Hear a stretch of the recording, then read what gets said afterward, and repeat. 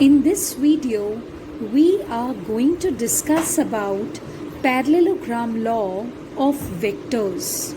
This is again one law of adding vectors.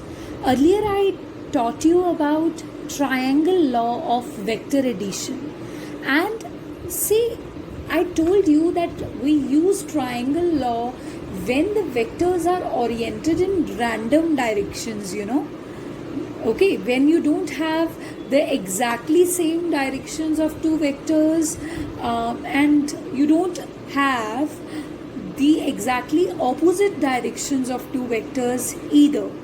In that case, we use triangle law, and one such law is parallelogram law as well. See, suppose there is something kept over here. One force is acting over that thing in this direction. It is trying to take that object in this direction, and the other force is trying to take the same object in this direction. This vector is A vector, this vector is B vector. So parallelogram law says that if two vectors have the same origin and they are acting in random directions, having an angle between them equal to theta, like A vector and B vector are having right now an angle of theta in between them, then how can you find out their overall effect? How can you find out their resultant? You need to complete the parallelogram that they are making up. Once you complete that hypothetical parallelogram, the diagonal of that parallelogram will give you the resultant of these two vectors. Suppose there is something over here. One person is trying to push it like this, and the other one simultaneously is pushing it like this. So eventually where the thing will be going, that is the subject of concern, and that is when you use parallelogram law. For example, suppose you are rowing a boat in a flowing river. Okay, you are trying to row the boat in flowing river. Now the river flow is acting in this direction and you are trying to row it in this direction. So basically it is a boat which is all of a sudden facing two forces simultaneously acting over it. So where the boat will eventually go, that can be found with this law, parallelogram law. Okay, and I have stated this law earlier. This overall effect is known as resultant, represented by R vector, and R vector is equal to A vector plus B vector, which means resultant is the overall effect of A vector and B vector. So how to find out this resultant vector, how to find out its magnitude and direction? So I am drawing the same parallelogram here.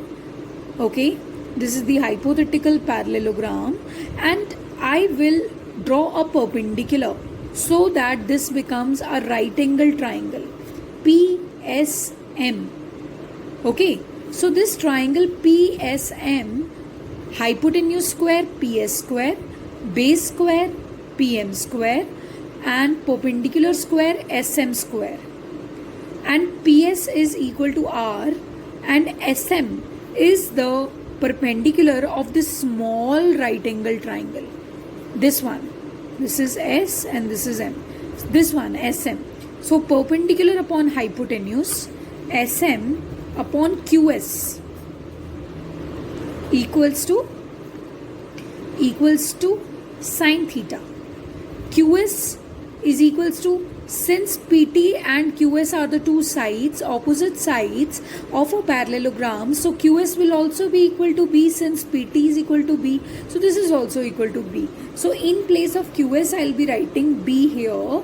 So SM will be equal to B sine theta. Put it here. And the derivation is almost the same as you have studied the triangle law. Now we will talk about PM. And what about PM? This PM equals to PQ plus QM.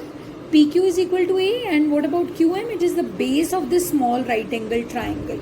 So A, and this is QM base upon hypotenuse. base QM upon B equals to cos theta. So it will be eventually A plus B cos theta. See, the derivation is absolutely the same. So B sin theta whole square plus A plus B cos theta whole square. Solve it, you are going to get the same magnitude of resultant. Under root A square plus B square plus 2AB cos theta. Once you have found the magnitude of the resultant, you can find out the direction also, and direction will also be the same. See what angle R vector is making with A. Suppose it's beta. So from this right angle triangle, find out tan beta. Tan beta will be equal to perpendicular upon base. This is B sin theta upon A plus B cos theta. But students, one thing that I would like to bring into your notice, that if R vector makes beta angle with A vector, then tan beta equals to B sin theta upon A plus B cos theta. Had the resultant been making beta angle with B vector, then this result would have altered. Okay, suppose, see, we sometimes trick the students by giving a tricky question, tricky numerical. Usually students think that by convention we take angle of R vector with A vector, and that's beta. But in case, if I have taken beta as that angle which is made between R vector and B vector, then tan beta will not be equal to this. Rather, B in place of B, A will come, and in place of A, B will come.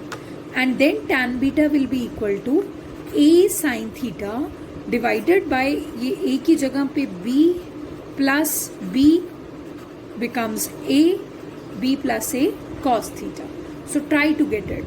So this is all about parallelogram law of vector addition. Triangle law and parallelogram law both yield the same results. Yet they are used in different situations. Like parallelogram law is more commonly used.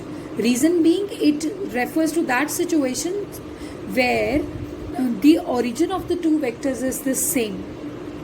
Okay, so this is how we introduce triangle law and parallelogram law of vector addition.